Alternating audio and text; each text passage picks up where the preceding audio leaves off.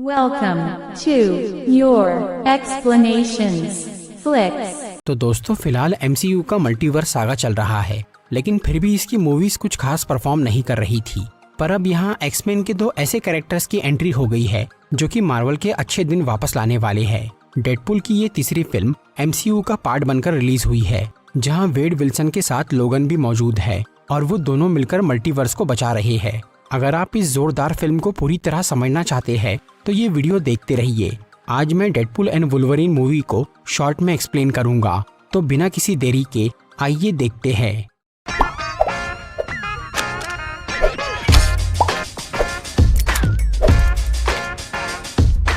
इस फिल्म की story Deadpool 2 के 6 साल बाद की है।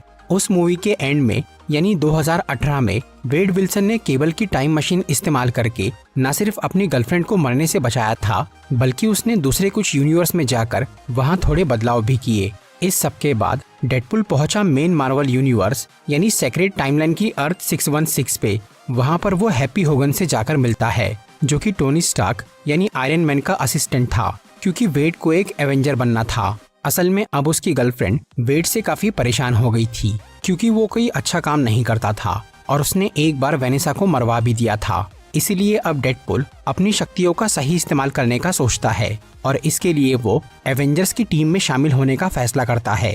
लेकिन हैप्पी उसे रिजेक्ट कर देता है, क्योंकि वेड अपनी जरूरत के लिए एवेंजर बनना चाहता था, न कि दूसरों की मदद के लिए। इससे वो काफी उदास हो जाता है और वो वापस अपने यूनिवर्स यानी अर्थ 10005 पे आकर केबल की टाइम मशीन तोड़ देता है और अब वेड का अपनी गर्लफ्रेंड से ब्रेकअप हो जाता है, जिसके बाद वो अपना मर्सिनरी वाला काम यानी डेडपुल बनकर लोगों को मारना छोड़ देता है। इस तरह से 6 साल बीत जाते हैं और अब वेड अपने दोस्त पीटर के साथ एक कार के शोरूम में नौकरी करने लग जाता है। फिर एक दिन वेड का बर्थडे होता है, इसलिए उसके सभी दोस्त उसके घर पे सेलिब्रेट करने आते हैं। लेकिन पार्टी के दौरान वहाँ कुछ TVA एजेंट्स यानी मल्टीवर्स की पुलिस आ जाती है, जो कि वेड को पकड़ के अपने साथ TVA के हेडक्वार्टर ले जाते हैं। वहाँ पैराडॉक्स नाम का एक आदमी वेड को बोलता है कि TVA के सिस्टम के हिसाब से वो भविष्य में कोई महान काम करेगा, इसीलिए वो उसे मेन मार्वल यूनिवर्स में भेजकर एक सुपर हीरो बनाना चाहता है। इससे वेड खुश हो जाता है और वो वहीं पर एक नया डेडपुल सूट भी सिलवा लेता है। फिर वो पैराडॉक्स को बोलता है कि वो MCU में जाने के बाद भी अपने यूनिवर्स में आता जाता रहेगा और वो अभी सबसे पहले अपने दोस्तों से मिलने जाना चाहता है। इस पे पैराडॉक्स उसे बताता है कि वो अपने यूनिवर्स में नहीं जा सकता, क्योंकि उसका यूनिवर्स तबाह होने वाला है, जिसका रीजन ये है कि उस दुनिया का लोगन यानी वुल्वरीन मर चुका है, जो कि उस यूनिवर्स का एंकर बीइंग यानी ध्रुव शक्ति वाला इंसान था, जिसके मरने से अब उस ब्रह्मांड का अंत नजदीक आ गया है। वैसे तो जब किसी यूनिवर्स का एंकर बीइंग मरता है तो उसे तबाह होने में कुछ हजार साल लग जाते हैं, और पहले जब TVA में ही हु रिमेन्स का राज था, तब TVA वाले ऐसी टाइमलाइंस यानी यूनिवर्स को तुरंत खत्म कर देते थे। लेकिन जब से लोकी ने नया मल्टीवर्स बनाया है, तब से TVA वाले किसी भी टाइमलाइन को छेड़ नहीं रहे हैं।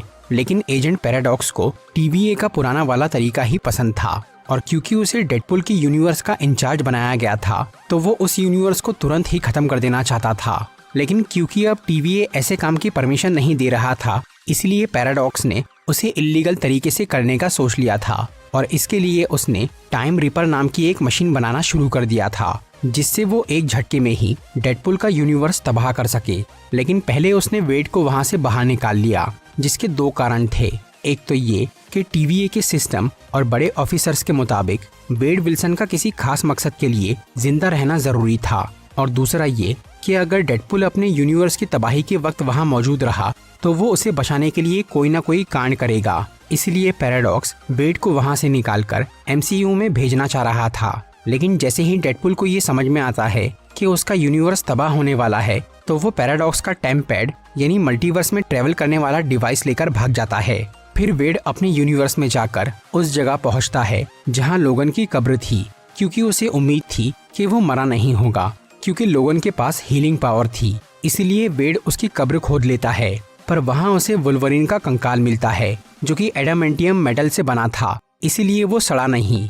उधर TVA वाले डेडपुल को ढूंढते हुए उस जगह पर पहुंच जाते हैं जहां लोगन की कब्र थी। वहां वो उसे गिरफ्तार करने की कोशिश करते हैं, क्योंकि वो उनका टेम्पेट चुरा के भागा था और उसने लोगन की लाश के साथ खिलवाड़ किया था। तब डेडपुल उन TVA एजेंट से लड़ना शुरू करता है और वो वुल्वरीन की हड्डियों से उन सबको मार डालता है। इसके बाद वो मल्टीवर्स की कई सारी दुनियाओं में जाता है और वो अलग अलग वुल्वरीन से मिलता है। वेड ये सोच रहा था कि अगर वो किसी दूसरी यूनिवर्स के वुल्वरीन को अपनी दुनिया में ला ले तो वो वहाँ का नया एंकर बीइंग बन जाएगा और उसका ब्रह्मांड बच जाएगा।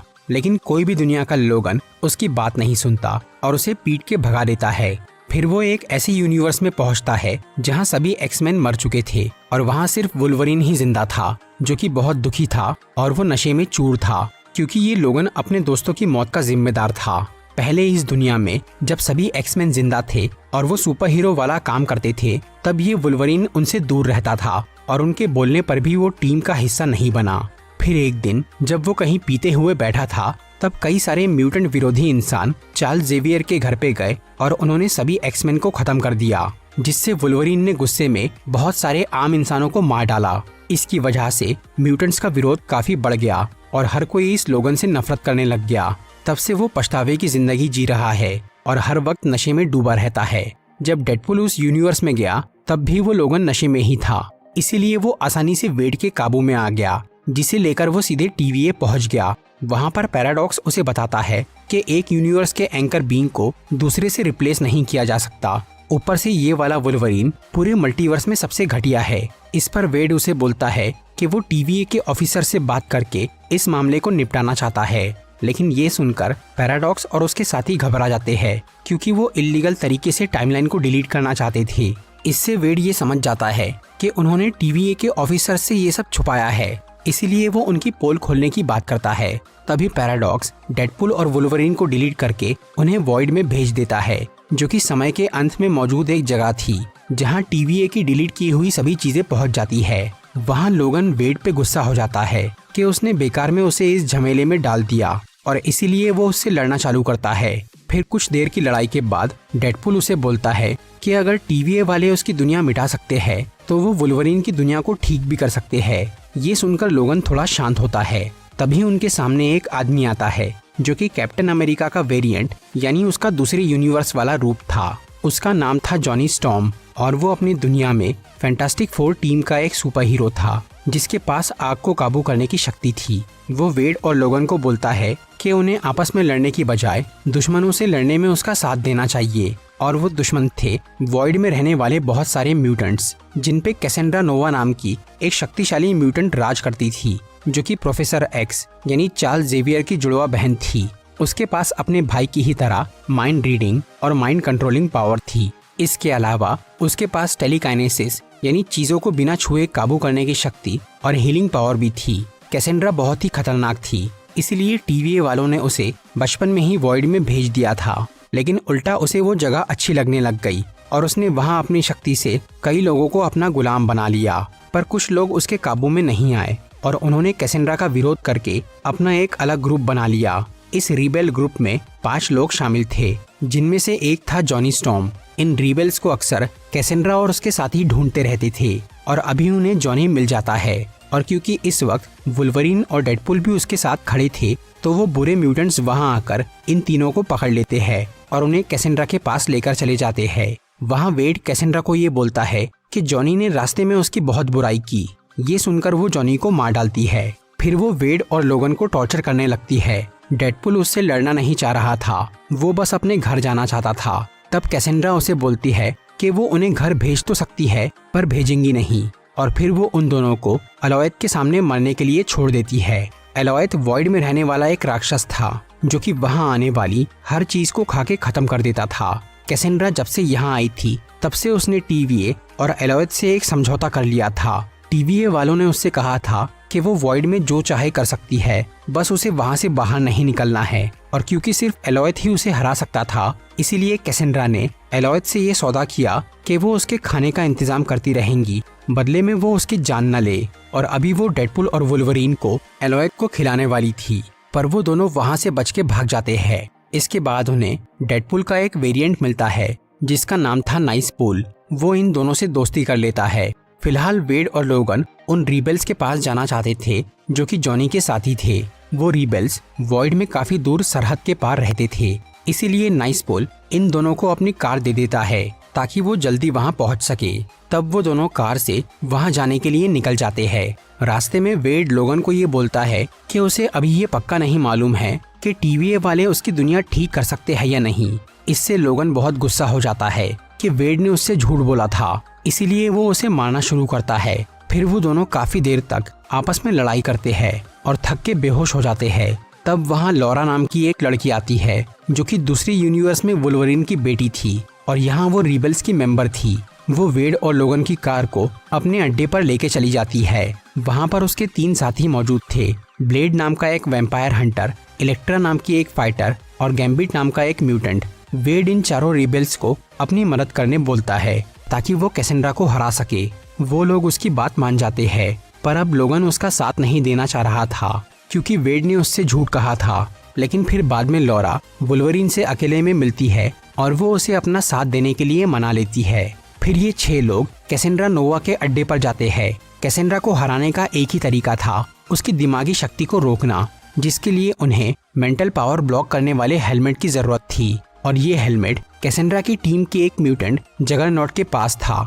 इसीलिए डेडपुल और उसके साथी वहां पहुंचकर वो म्यूटेंट की फौज से लड़ना चालू करते हैं और वुल्वरीन जाकर कैसेंड्रा से भिड़ता है, लेकिन वो उसके दिमाग में घुस के उसे अपना गुलाम बनाने की कोशिश करती है। उतनी देर में वो रिबेल्स जगरनॉट को हरा के उसका हेलमेट हासिल कर लेते हैं। तब डेडपुल उस हेलमेट से कैसेंड्रा की पावर ब्लॉक कर देता है और वो उसे बोलता है कि अगर उसने उन्हें घर नहीं भेजा तो वो उसे मार डालेगा। लेकिन कैसेंड्रा उसकी बात नहीं मानती। तभी अचानक कैसेंड्रा की टीम का एक म्यूटेंट पायरो वहां आकर उसे गोली मार देता है।